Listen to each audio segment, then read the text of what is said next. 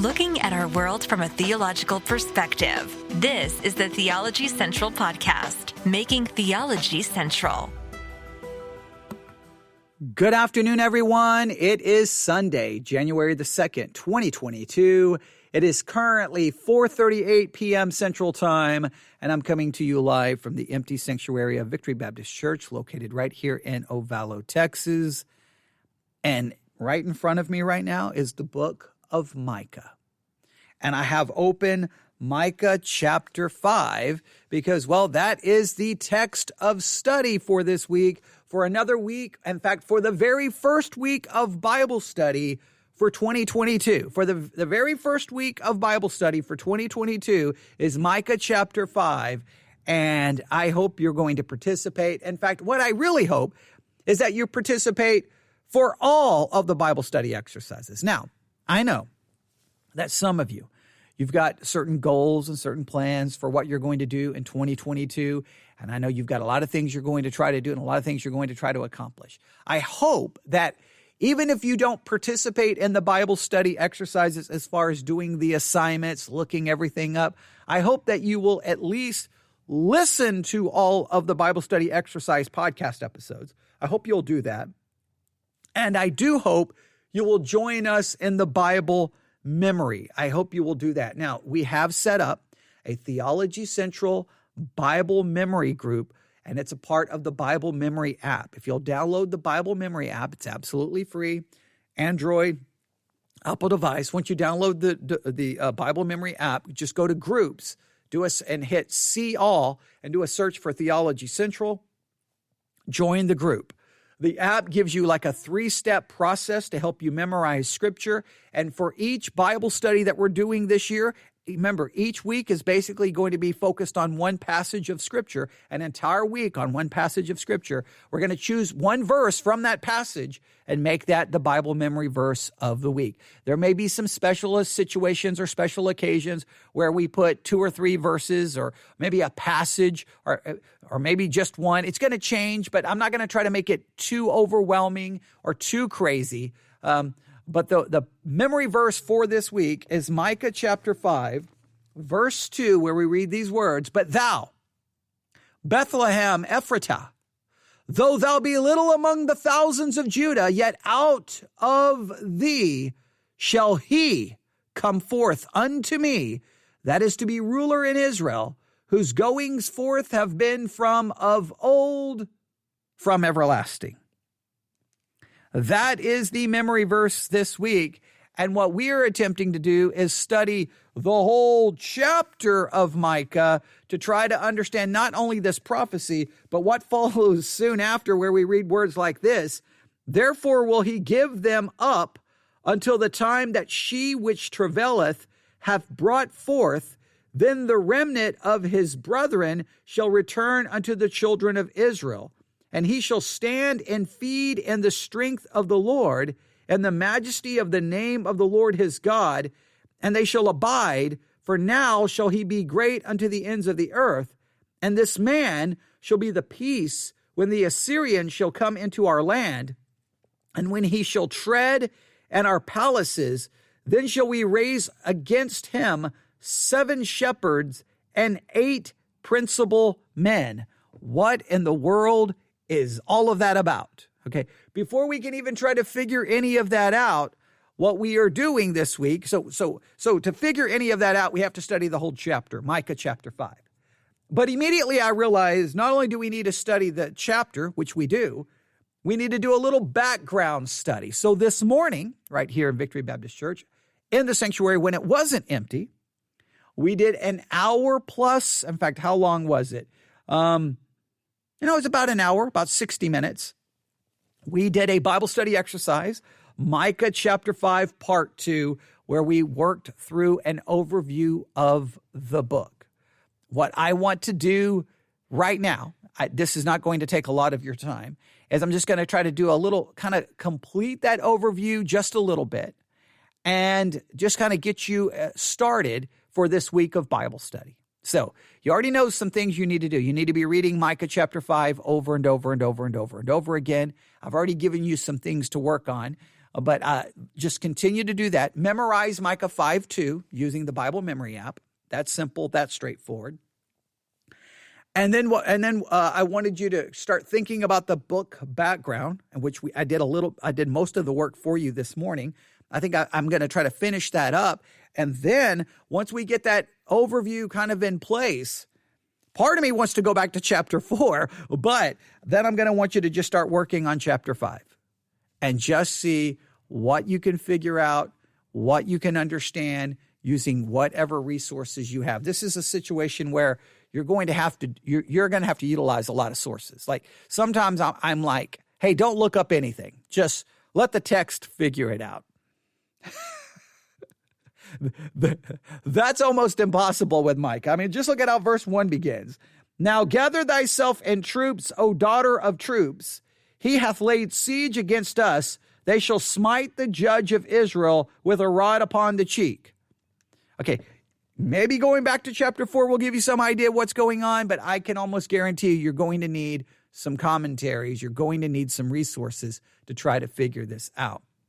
So you're going to have the opportunity to start digging into that. I just want to try to get you at least finish the overview a little bit, kind of remind you a little bit of what we talked about this morning, finish up the overview. I was so close to finishing it up this morning. I probably should have just went ahead and done it, but I thought this would give me a little time this afternoon just to say, okay, guys, are you ready? Everybody set? Everybody ready to go? Now, remember, as you're working on this, email me anytime, newsif@yahoo.com. Give me your thoughts, your observation, your questions. If you find yourself just completely lost, you're like, I don't have a clue what's going on here. It makes no sense to me. I've looked up 10 commentaries and I've gotten 50 opinions. Let me know. Let me know what you're finding. Let me know your struggle, and then we will talk about it this week, a part of the Bible study exercise. That's the whole goal, is to get you involved. Remember, I don't want you being passive listener, but active participant. And, of course, if you're a part of the Theology Central Discord group, by all means, throw out anything and everything you want in there, and we'll see if we get a good discussion going on there as well. But we have a lot to figure out. The more I read Micah chapter 5, the more I'm like, man, what are we going to do with it? How are we going to work? How are we going to find the answers to some of these things? This is that time. And remember when we do the Bible study exercises, I love to I try to just throw out practical things for you to it's the Bible study exercise is all about just teaching you about Bible study and also trying to just hopefully relate things that any average person studying the Bible will probably feel and show you that, hey, no, we all feel the same way. Now let's work together. This is one of those chapters. I just got to be honest with you. When I read some of this in Micah chapter 5, when I read about, okay, and this man shall be the peace when the Assyrians shall come into our land. Wait, the man are you talking about the one that's going to be born in Bethlehem? Is that the man who's going to be the peace when the Assyrians shall come into our land? And when he shall tread in our palaces, then shall we raise against him 7 shepherds and 8 principal men? And then I have a cross-reference to Isaiah 9:6. And they shall waste the land of Assyria with the sword and the land of Nimrod. I mean, there's just so much going on here. I don't know about you. My initial feeling is, okay, wow, what? I'm never going to figure this out. This is so complicated. This is going to be so difficult. And there's almost a feeling of just like, you know what? Never mind. Never. Let's just forget this. Let's just forget this. But I tried to tell you, I mentioned this the other day. When you start having that feeling that it's just too much, you're a little overwhelmed by it, you don't even know where to start, that is just, to me, that's a warning. It's an alarm system saying, hey, that means stay right here. When you want to just give up, when you just feel like you're overwhelmed and you're drowning, stay right there, because that means we need to dig and see what we can take away from this. So as you work through Micah 5 this week, okay, after we finish the overview here in a minute, I really want you to just try to figure out what you can remember. I love doing this with every chapter. A piece of paper, a line right down the middle. On one side, what we can know, just write down, here are the things that we can be dogmatic about. Here's the things we clearly know. And then on the other side, everything that we're not sure about, things that we don't know. Because sometimes when you finish a chapter, you just have to acknowledge these 4, 5, 10, 15 things, we just don't know. Nobody agrees. Commentaries don't agree. So let's not pretend that we have figured it out. But here's what we do know. You always want to make sure you grab onto what you do know. You hold on to that. You see what you can learn from it, but be willing to acknowledge with humility that there's some things there we just can't figure out. There's some things there I'm just sitting there looking at it going, I am so baffled here in what's going on. Like, it just seems so, maybe it's just me. It just seems so like out of the blue. Hey, someone coming from Bethlehem. He's going to be the ruler. Okay, but then go right back to the Assyrians and then what just happened? Did they mention the one being born in Bethlehem and that's Jesus? And then does the text jump back to a different time period, a different scene? Or is it talking about Jesus still? When do they stop talking about the one born in Bethlehem? I mean, these are just some basic questions that you should struggle with. So I really want you hopefully after we finish this overview, you're going to have enough. I mean, you can continue to do other work on the overview of the book and see what else you can find that you think is important. Hopefully the overview I've given you has been somewhat sufficient. I know we didn't even scratch the surface on doing overview background work. We're basically trying to do like a book background study. It's kind of what we're trying to do. Here in the church, everyone had, there were different dictionaries available, and we didn't really get a chance to dig into all of the different dictionaries, but we mentioned a lot of important things. But let's just do a quick overview and try to finish this up. Are you ready? Okay, so we started this morning, if you remember, by looking at a sculpture that is in the gardens of the United Nations headquarters in New York City. And it's a sculpture. It's kind of greenish in color.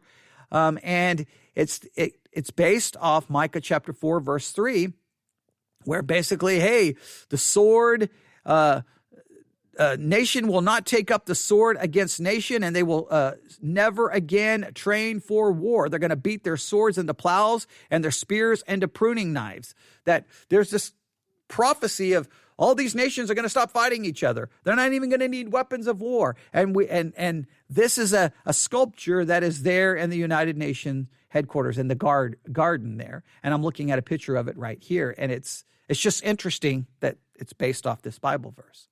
So that's where we started this morning. And then we started doing some basic overview of the book. Here we go. Just quickly.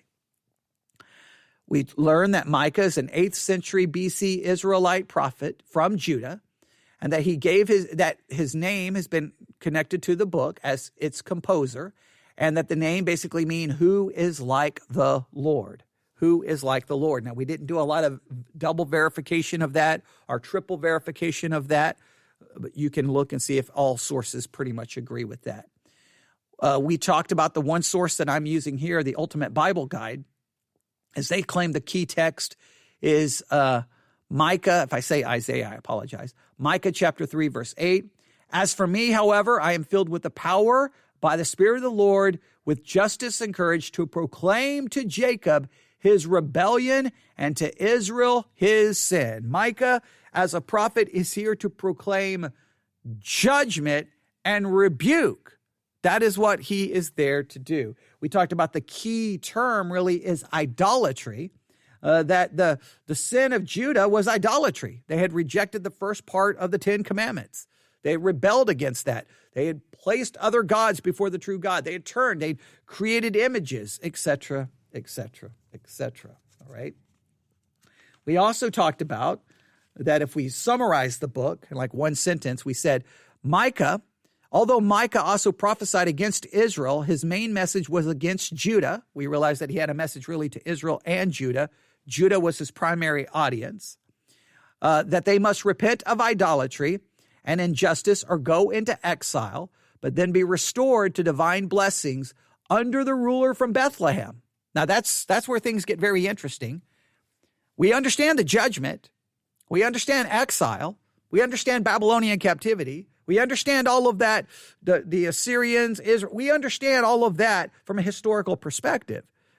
But they're going to be restored to divine blessing under the ruler from Bethlehem? When did that occur? What? And that gets us into some of these verses in Micah 5 where you're like, wait a minute, there's Jesus in Bethlehem. What's the rest of this? Is this somehow about Jesus? Well, when did this occur? When did this happen? All right. We talked about the purpose. The book preserves the divinely inspired prophecies that Micah made during his ministry of at least 20 years. These prophecies were originally for the people of Judah facing Assyrian invasions. Micah warned that because of idolatry and injustice, God's case against Judah and Israel were severe. Their kingdoms would be destroyed, even though individuals could still repent and seek the Lord. Like Isaiah, his colleague, Micah looked beyond the Assyrian captivity of Israel and the Babylonian captivity of Judah to the time when they would be forgiven, again, speaking of the nation, forgiven, restored in righteousness, and living under the Davidic ruler that God would send. This is seeming to speak of a corporate salvation of Israel, a corporate restoration, and a corporate living in submission under the ruler that would come from Bethlehem. Again, raises all kinds of questions. And when did that occur? Micah deals with I'll skip some of that because that gets into all kinds of other things that we kind of talked about this morning. And we can kind of we'll skip all of those things that we talked about this morning. That kind of gives you a basic idea of what we've looked at. And then we talked about when the events of this book happened. Now, we were still working together this morning. Remember, I did the Sunday school class, like a Bible study exercise rules, where I try to get the people involved, and I'm going to do the same thing here. According to one source, Micah prophesied during the reigns of 3 kings of Judah, Jotham, Ahaz, and Hezekiah. And that seems not only just to be according to this source, that seems to be justified from the scriptures themselves. And this probably occurred between 740 and 700 BC. 740 and 700 BC. This would have been when he was prophesying. 2 Kings 15:32 to 2 Kings 20 verse 21 and 2 Chronicles 27 to 32 provides the historical narrative for the 3 kings mentioned in Micah chapter 1 verse 1. So if you want more information about those 3 kings and their reign, you can read those sections of 2 Kings and 2 Chronicles. In the city of Samaria, idolatrous kings ruled the northern kingdom of Israel. The power of Aram, Syria, with its capital in Damascus, was a constant threat. Then there were the Assyrians with their capital in Nineveh. Judah was isolated with many powerful enemies. During the rule of King Ahaz, between 735 and 715 BC, the Assyrians conquered Samaria, fulfilling Micah's word. Ahaz's son, Hezekiah, 715 to 686 BC, paid attention to the prophets Isaiah and Micah and instituted religious reform. The events of Micah time belongs to chapter 2 of the story. God educates his nation. Disobedient Israel is disciplined. Judah was weak and impotent. It had become like the surrounding nations, idolatrous and corrupt to the core. There was little sense that it was part of God's kingdom of righteousness and holiness. There were disobedient and sinful people who would be judged. Yet Micah prophesied the coming of a ruler, a descendant of David, to be born in Bethlehem, one who would one day rule the kingdom in righteousness. When did he rule the kingdom? When? Is it not a literal kingdom? It wasn't literally going to rule over the nation. It was all spiritual for basically the church and not the nation itself. Those are the kinds of questions related to eschatology we get into. Now, this is the last 2 pages of this, and that's all kind of review. And this will be a little bit of review, but we'll really dig in here. All right. The author and date of writing, Micah, perhaps 700 BC. Micah was a contemporary of Isaiah and Hosea. He was from the small town of Moresheth, probably Moresheth Gath in southern Judah. Almost nothing is known of his personal life. He saw the fulfillment of his predictions about the fall of Samaria to the Assyrians. Micah also witnessed the great religious revivals initiated by Hezekiah, which delayed by a century the fulfillment of his prophecy about the coming fall of Jerusalem. He was one of the few prophets whose warnings of judgment were heeded. He probably wrote down his prophecies during the last years of Hezekiah. Now, just remember, we had a big discussion about this between Sunday school and church here in the church, that sometimes the dating of the book may be one, but that doesn't mean that that's when he gave his he could be speaking the prophecies prior to the time they were written down. All right. So sometimes you'll see the dating of the book. You're like, but just remember, he may have been speaking the prophecies prior to them being written down. Because it's not like he could say, oh, I have a prophecy, let me write it down and then share this book with everyone. No, he had to go speak the prophecies, and then being written down was for them to be preserved. All right, so just so that we understand that. The audience and destination, the people of Judah living during Micah's lifetime was the audience. The first hearers were people living in Judah near the end of 700 BC. The specific occasion of Micah's prophecies is not known. They do, however, fit the period of religious and social corruption present during the rule of Ahaz. See 2 Kings 16. According to Jeremiah 26:18, Hezekiah repented in response to hearing Micah to hearing Micah 3:12. So when Hezekiah heard the words of Micah 3:12 or the words of Micah's prophecy, he repented. And this was a prophecy of the coming fall of Jerusalem. The religious revival Hezekiah instituted marked a genuine return to worship of the Lord. Later on, Isaiah worked with Hezekiah when the Assyrian army under Sennacherib laid siege against Jerusalem in 701 BC. And God miraculously spared the city. We read about this, Isaiah 36 and 37. Micah did not tell what prompted the collections of his writings. So we don't know what prompted it, other than obviously God wanted the prophecies preserved in writing. Now, literary features of the book of Micah. The genre and literary style. Prophecies written entirely in Hebrew poetry. Micah's prophecies both foretell and foretell. He includes the three classic elements of Hebrew prophecy. 1, a call to people to turn from their sins in the face of divine judgment, which in fact happened. So he calls people to turn from their sins. That's one of the key elements of Hebrew prophecy. Hey, repent, turn from your sins. And in this particular case, there is some actual, it in fact actually happened. And we see that in Hezekiah's repentance or listening to the warnings. Number 2, predictions of near events, such as the fall of Samaria. So number 1, the three classic elements of Hebrew prophecy: a call for people to repent or turn from their sins. Number 2, predictions of near events. So he predicted things that would happen somewhere close to the time of his life.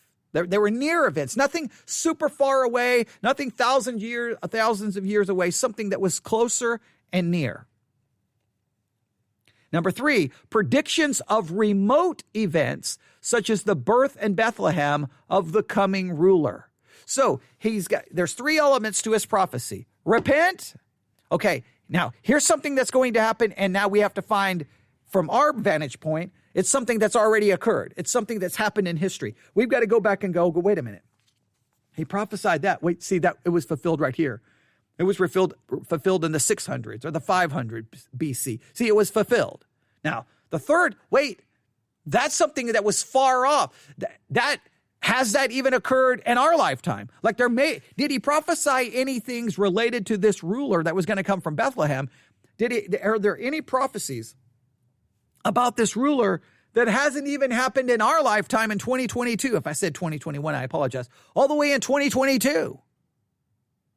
So you always, where is the repentance? What does the prophet want them to repent from? All right, here's the sins I want to repent from. All right, here's a prediction.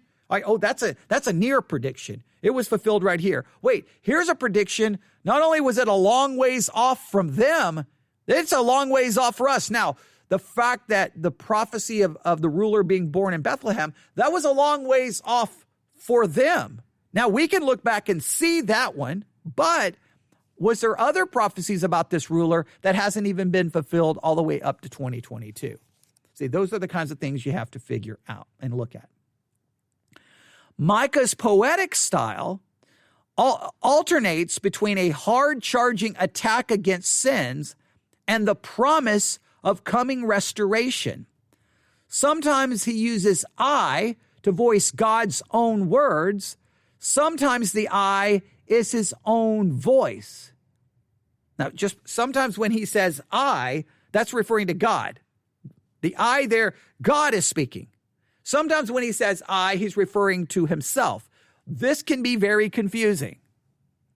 And I think you'll see a little bit of this in chapter 6 and chapter 7 of the book of Micah. If I had everyone here in the church this evening, I would have everyone look at that and see if we could identify that. But that could be, wait, who's the I? I say this. Is that Micah or is that God? Is that Micah speaking on the behalf of God? Is that Micah? Sometimes those are things that can be very confusing and trying to figure out. He's also known for quoting both false prophets as well as the nations that will be converted. Now, this is interesting. He says he's known for quoting both false prophets. And they have 2, 6 through 7. Let's go to Micah 2, 6 through 7, just to see what they're referencing here. Micah 2, 6 through 7. Prophesy ye not, say they to them that prophesy, they shall not prophesy to them that they shall not take shame. O thou that are named the house of Jacob, is the spirit of the Lord straitened? Are those his doings? Do not my words do good to him that walketh uprightly? So at least he's referencing false prophets. All right? Or false prophecies, maybe, the way we could look into that. Right? That's interesting. And he also references nations that will be converted.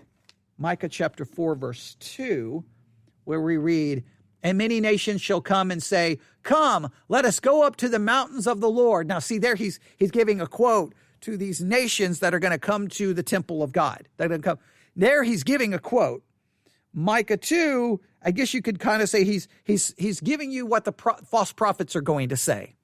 All right, that's nothing completely unique, I think. I think a lot of that happens in other parts of the Old Testament. Micah's message to Judah included basically the same themes as the message Amos had delivered to the northern kingdom half a century earlier. With his attacks on the violent and those who oppress the poor, Micah spoke not only for his own era, but for all eras to come. He understood also the enduring truth that genuine religion is based on a heart desiring to please God, not ritual. Along with his contemporary Isaiah, Micah foresaw an age of blessedness under a great Davidic ruler who would wisely lead God's people in righteousness. So he saw a time where there was going to be great blessing and a Davidic ruler who was going to rule over them. And if that ruler is Jesus, as prophesied in his birth in Bethlehem, then you would have to ask, has that ever occurred yet? And if it hasn't, when will it occur? Or you have to spiritualize it and say that it was never supposed to be a literal kind of ruling. Now, here's some basic features and structure of the book. Micah 4, 1 through 3 is almost exactly like Isaiah 2, 2 through 4, which demonstrates that these contemporaries indeed knew each other. Scholars disagree as to whether the time he referred to as the last days begins with the first coming of Christ or yet awaits his return. These verses reverse the imagery of Joel 3:10. All right. So what they show is that Micah 4, 1 through 3 and Isaiah 2, 2 through 4 are very, very, very similar, which may demonstrate that these were contemporaries. They knew each other. They're going to kind of argue maybe they knew each other. Maybe they were borrowing from each other. I don't like to go there. I just believe not only are they contemporaries, they're going to be talking about very similar things in very similar ways because God is inspiring and directing them. He's leading them through divine revelation to say similar things because they're dealing with similar situations. I think that's probably a better way to understand it. And that there's some debate about the last days. When do they begin with the first coming of Christ or yet await his return? All right. One of the striking features of the book is the way it alternates between prophecies of judgment and prophecies of future blessing. The pattern occurs 3 times and provides a clue for organizing the book. Now, I'm going to spend a little time with this. This is just very important from a hermeneutical perspective, okay? Now, please note, it's going to alternate between prophecies of judgment and prophecies of future blessing. Now, this is just, you have to get this down. If the prophecies of judgment are to be understood as literal judgments that literally occurred in history, they actually occurred, they involved real people, real nations, real suffering, they were real, then I don't believe you have the hermeneutical license to come along and go, okay, the judgments were literal, but the future blessings are not literal. It's not going to be literal temple, literal people, literal nation. That's going to be spiritual. I don't know how you can say the judgments are literal, but the blessings are figurative, allegorical, spiritual in some way, shape, or form. That doesn't have anything to do with Israel or Judah, doesn't have anything to do with a real temple, doesn't have anything to do with real blessings, but it's all just going to be blessings that happen in the church. I don't know where you would get that hermeneutical license to create a situation like that. But here is the basic cycle, all right? The first cycle of judgment happens in chapter 1, verse 1, and it goes to chapter 2, verse 11. So chapter 1, verse 1 to chapter 2, verse 11 is judgment.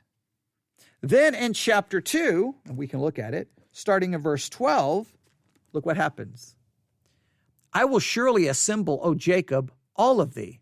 I will surely gather the remnant of Israel.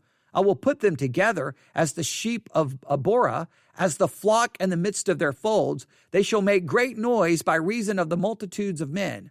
The breaker is come up before them. They have broken up and have passed through the gate, and they are gone out by it, and their king shall pass before them, and the Lord on the head of them. Now, if all of the judgments mentioned before that are literal, then there's going to be a literal gathering of them, a literal king leading them. There's going to be something literal about that. That's the only way to interpret it. So again, the first cycle is judgment, chapter 1, verse 1 to chapter 2, verse 11. Then the first cycle of blessing is chapter 2, verses 12 through 13. The second cycle is judgment, chapter 3, verses 1 through 12. And then we have the cycle of blessing, which is chapter 4, verse 1, all the way to chapter 5, verse 15. So the first cycle is judgment, chapter 1, verse 1 to chapter 2, verse 11. And then the blessing is chapter 2, verses 12 through 13. The second cycle, you have judgment, chapter 3, verses 1 through 12, and then blessing, chapter 4, verse 1 to chapter 5, verse 15. Now, and that second cycle, please note that part of the blessing is found in 5:2. Hey, Bethlehem, someone's going to be born. Now, that was a literal person born in literal Bethlehem. So you already right there, you know, in at least the second cycle, part of the blessing there is literal. So if part of the blessing is literal, all of it has to be literal. The first cycle, judgment, chapter 1, verse 1 to chapter 2, verse 11. The blessing is chapter 2, verses 12 through 13. The second cycle is judgment, chapter 3, verses 1 through 12. And the blessing is chapter 4, verse 1, all the way to chapter 5, verse 15. The third cycle, judgment, chapter 6, verse 1 to chapter 7, verse 7. The blessings occur in chapter 7, verses 8 through 20. So there's 3 cycles. Each cycle has judgment and blessing. I'm going to give you that one more time. Judgment, chapter 1, the first cycle, judgment, chapter 1, verse 1 to chapter 2, verse 11. The blessing in that first cycle is chapter 2, verses 12 through 13. The second cycle is judgment, chapter 3, verses 1 through 12. And then the blessing is chapter 4, verse 1 to chapter 5, verse 15. Third cycle, judgment, chapter 6, verses 1 through 7. Judgment is chapter 6, verse 1 to chapter 7, verse 7. Okay, I apologize if I said chapter 6, verses 1 through 7. It's chapter 6, verse 1 to chapter 7, verse 7. And then the blessing is chapter 7, verses 8 through 20. Now, there is a lot of assignments I could give you right there. I'm going to hold off. I'm not going to give you any assignments there. I think as a church here at Victory Baptist Church, we're going to work through some of these. I think we're going to work through some of these as a church. All right? And we'll add this to the Bible study exercise. Even if we're done with the Bible study exercise, and we move on to another Bible study exercise here as a church, we may keep this Bible study exercise continuing with some extra episodes as we work through some of that, because I think it would be really good for my church to go, see, here's the judgment. See, it's literal, right? That happened right here. So that's when the Assyrians came in. That's when Babylonian came. That's all literal. Now let's look at the blessings. And then we're going to write out and say, well, then all these blessings have to be literal. I think that would be a great exercise. I don't want you to do that, though, for this week's Bible study exercise, because if you do that, we won't work on chapter 5 enough, right? Just remember, chapter 5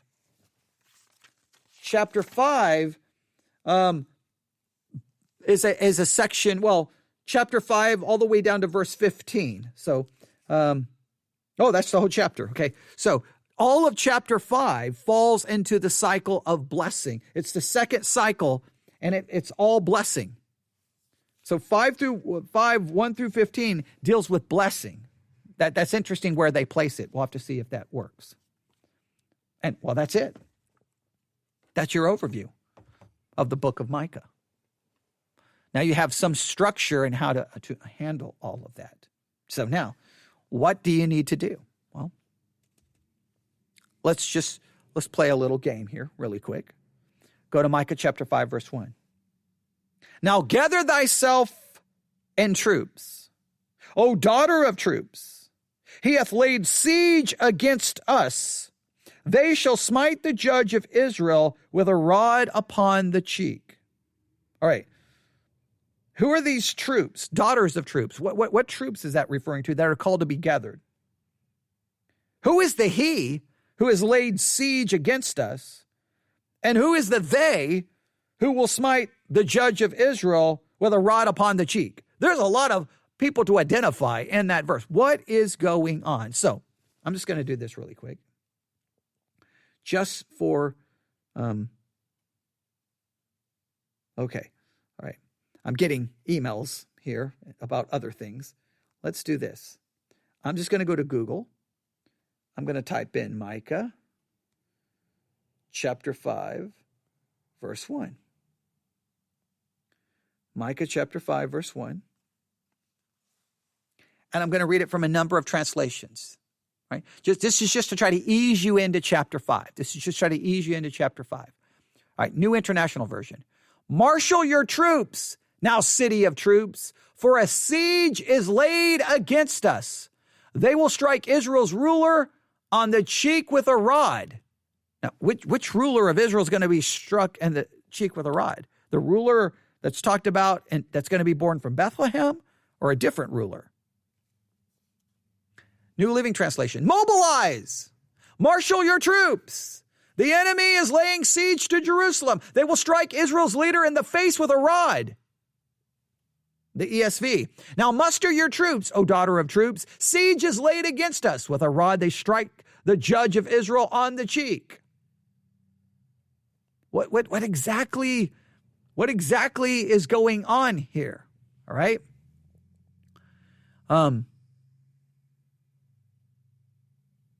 Yeah. Okay. There's a passage in 1 Kings 22 that's coming to mind, but I'm not going to give that away to you right now. All right. Now, I'm just going to start reading some commentaries just to show you some things that's going on here. The first commentary. This verse coheres better with the former chapter to which it is attached in the Hebrew version. Now, this is one of those situations where chapter divisions are extremely unfortunate. We love chapter divisions. I'm glad they were added because it makes it so much easier to study and preach and say, turn your Bibles to chapter 3 or 4. But in some cases, when reading it, it messes everything up. So, if we go back to chapter 4, now remember, according to this cycle of blessing supposedly starts all the way back in chapter 4, verse 1, and goes all the way to chapter 5, the end of chapter 5. All right, but if we go back, where would we need to go back to understand what's going on? If we go back to verse 13, chapter 4, verse 13. Arise and thresh, O daughter of Zion, for I will make thine horn iron, I will make thy hoofs brass, and thou shalt beat in pieces many people, and I will consecrate their gain unto the Lord, and their substance unto the Lord of the whole earth. That's seeming to be some kind of promise of protection and that they're going to have victory. And then it says, now gather yourself, get together. Hey, I promise you, I'm going to protect you because someone's coming against us. Right, is that kind of the connection? Maybe. Micah again basically places a prediction of trouble and dismay between the sentences describing triumph and glory. The sentence of smiting the judge has its historical fulfillment in the indignities which happened to King Zedekiah. So they're like, okay, Zedekiah is the fulfillment of this, right? So then this is not the person, the ruler that is to come. That's what they say this is connected to. All right. Let's go on. Let's read another commentary. There's a lot here, and I'm just trying to get you started. That's all I'm trying to do here. All right. After Zion's degradation, Messiah shall be born and shall bring the world into subjection. This verse is joined to the preceding chapter in the Hebrew. Jerusalem is addressed as in Micah 4, 9 through 11, not the invading army. The prophet returns to the view of the misery and humiliation expressed in that passage. Gather thyself in troops, or thou shalt gather thyself, etc. Jerusalem must collect its armies to defend itself from the enemy.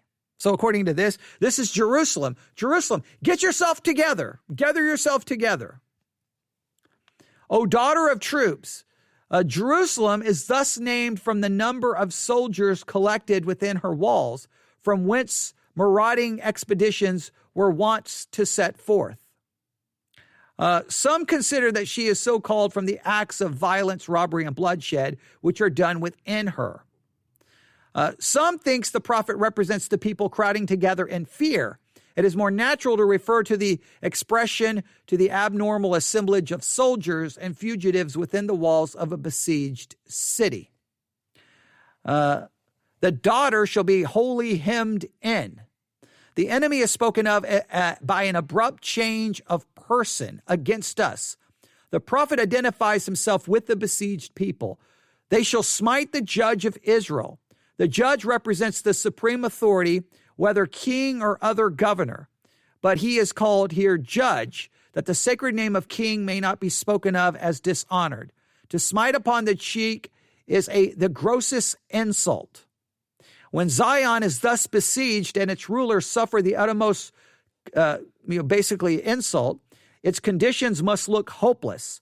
Such a state of things were realized in the treatment of Zedekiah, 2 Kings 25, and in many subsequent sieges of Jerusalem. But the underlying idea is that Israel shall suffer dire distress at the hands of her enemies until Messiah comes and she herself turns to the Lord. So it's like, okay, hey, get ready, gather yourself together. You're going to suffer some massive insult. Your judge is going to be smiked with a rod upon the cheek. It's going to be insult, but don't fear. But thou, Bethlehem, Ephratah, thou shalt be little among the thousands of Judah, yet out of thee shall be come forth unto me that is to be ruler in Israel, whose goings forth have been from old, from everlasting. Hey, you need to gather together. You need to be concerned. There's going to be bad things, but then there's the promise. But in contrast to what this siege, the ruler is coming. The ruler is coming. Until he comes, there's going to be this kind of, unfortunate situation. All right, now I'm just going to stop right there. Interesting that it's, okay, there's a lot I could say there, but I'm not going to say it. Just start working through it. Just start working through it. Obviously, verse 2, we understand it. But then after it, there's going to be questions about, what's going on? What just happened? Try to make some sense of it. Just start struggling with it. Just start looking at commentary after commentary after commentary. I'm going to look at something right here. I'm just going to look. I'm just curious. I've got kind of a...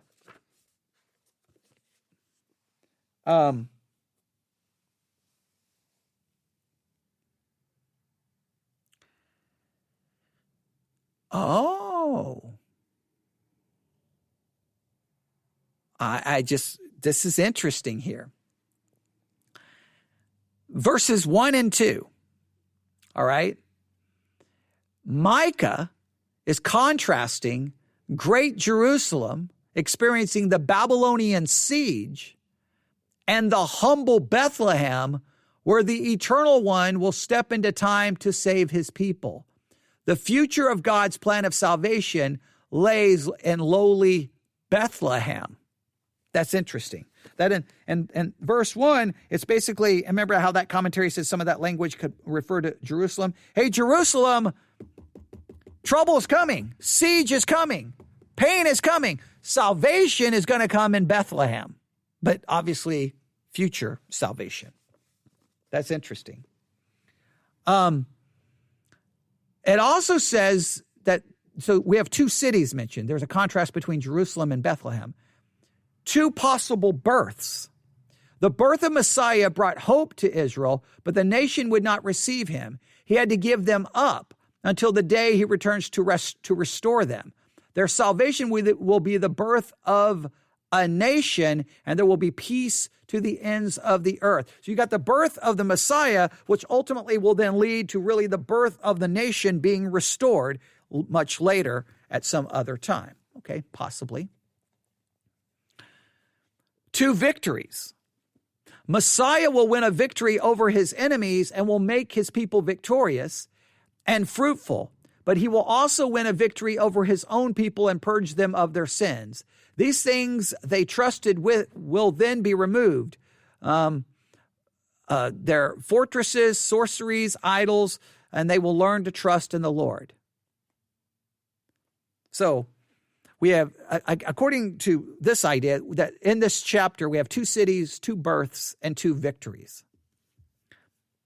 You can see what you think there. I kind of just gave you an outline. You can see what you want to do with that. Yeah, I think verse 1 is just interesting to me. I don't know. Is that a reference to the Babylonian captivity?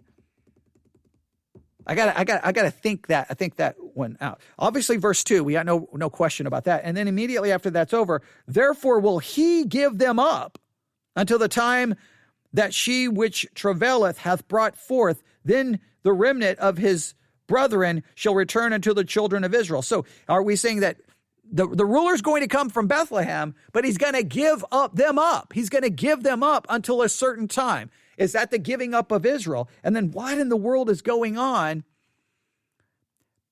Verse 4, and he shall stand and feed in the strength of the Lord and the majesty of the name of the Lord his God, and they shall abide, for now shall he be great unto the ends of the earth. Okay. Is that referring, that has to be referring to Jesus, right? And then verse 5, and this man, this is where it really gets weird. And this man, is that speaking of Jesus, the one born in Bethlehem, shall be the peace when the Assyrians shall come into our land. And when he shall tread in our palaces, then shall we rise against him 7 shepherds and 8 principal men. Which man is that referring to? And who are I'm just going to look at verse 5. I got to look at something. I'm going to go to verse 5. I'm going to see how this is translated. All right. And he will be our peace when the Assyrians invade our land and march through our fortresses. Now, this is the Assyrians. Is chapter 5, verse 1 referring to the Babylonian captivity? Now we have the Assyrians. He will be the source of peace when the Assyrians invade our land and break through our defenses. We will appoint 7 rulers to watch over us, 8 princes to lead us. So the source of their peace is going to be the one born in Bethlehem when the Assyrians come? Like, what is going on here? I'm just going to read a couple of things here. He shall himself be peace. For my love, they are my adversaries, but I am, and then, okay, they're quoting from Psalm. It's not a super help. When the Assyrians come into our land, this may refer to the imminent apprehension of the invasion of Sennacherib, but the actual event does not correspond to it.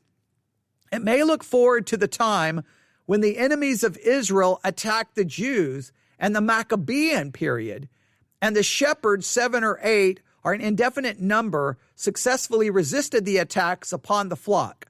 The intention of the passage may be spiritually interpreted as pointing to the 8 principal, strictly anointed men who, as Christian pastors, receive their commission from the Messiah. I don't know what in the world that's what?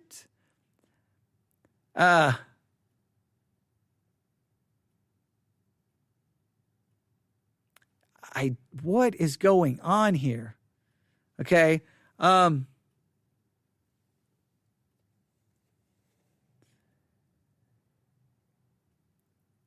Yeah, okay, there is a lot of there's a lot of speculation here.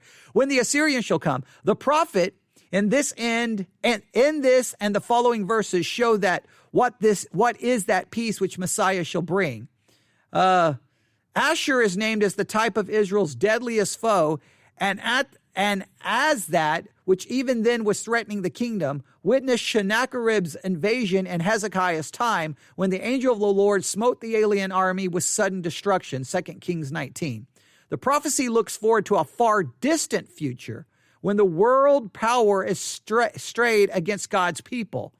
The details, as often in such prophecies, do not exactly suit the actual facts and the contemporary history. Then shall we rise against him 7 shepherds. We, the Israel of God, shall be enabled to repel the enemy. Whoa. I don't have a clue what's going on there. Nobody seems to have. There is so much speculation when you get to that. That is so crazy. And this man shall be the peace. That means the Messiah is going to be peace when the Assyrians shall come into our land. But if it didn't name the Assyrians, then there's some things the Messiah is going to be our source of peace when the enemy comes in. If it was vague, then you could say, well, this could refer to some distant situation. But to say the Assyrians,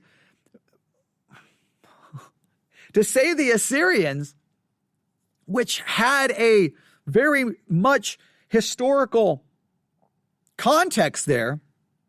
Sorry, trying to take a drink of water. You have a very historical context there, but the one born in Bethlehem doesn't arrive at that time. That's why all of the commentaries are like, it doesn't really correspond with any of the facts, right? Oh, well, this is the Assyrians with Sennacherib coming in. Well, wait a minute. You don't have the one born in Bethlehem yet. So how does that correspond in any way, shape, or form? This is going to raise lots of questions this week, and we're going to have to do some work. We're going to have to do a lot of work here. I don't know what answers we're going to come up with. I'm begging you. You need to write down what we can figure out and write down what we can't figure out, because there's going to be things that we're just not going to be, it's not going to make any sense. I know that the one born in Bethlehem is Jesus because of Matthew chapter 2, I believe it's verse 6. I know that's Jesus. So you say, well, we have to have someone born in Bethlehem who is the peace of those when the Assyrians come in. Well, then there is some issues going on there. I don't know what is going on. These commentaries are absolutely no help. When you get here and you find out that like everyone is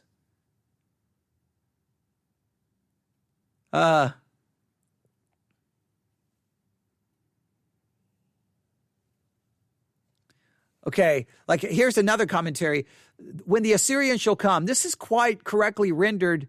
The prophet speaking in the name of the people looks forward to an Assyrian domination over the Holy Land. Many commentators unnecessarily suppose it to be a hypothetical clause, supposing that another Assyrian should invade our land. Israel will be able to meet him with abundance of capable leaders.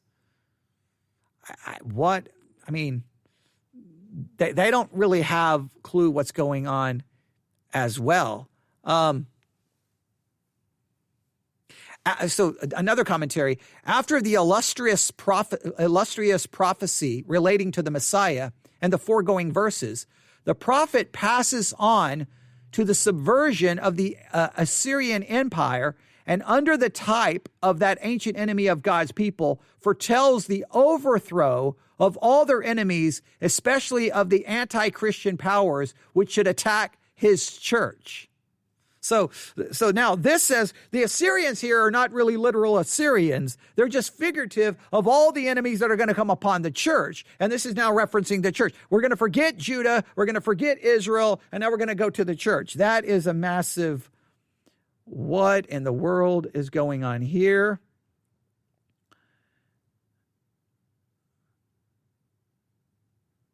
Okay.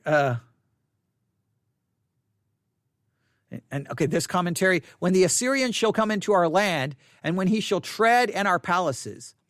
Assur stands for the most powerful and deadliest foe, ghostly and bodily, as the Assyrian then was of the people of God. For since this plainly relates to the time after Christ's coming, and to say the least after the captivity and Babylonian and deliverance, from it, which itself followed the dissolution of the Assyrian Empire, the Assyrians cannot be the literal people who had long since ceased to be, and Isaiah to the Assyrian is the type of the Antichrist and of Satan. I don't know about that. The Assyrian, being Israel's most powerful foe at that time, Assyria has made the representation of all the foes of Israel in all ages who shall receive their final destruction at Messiah's appearing. Wow.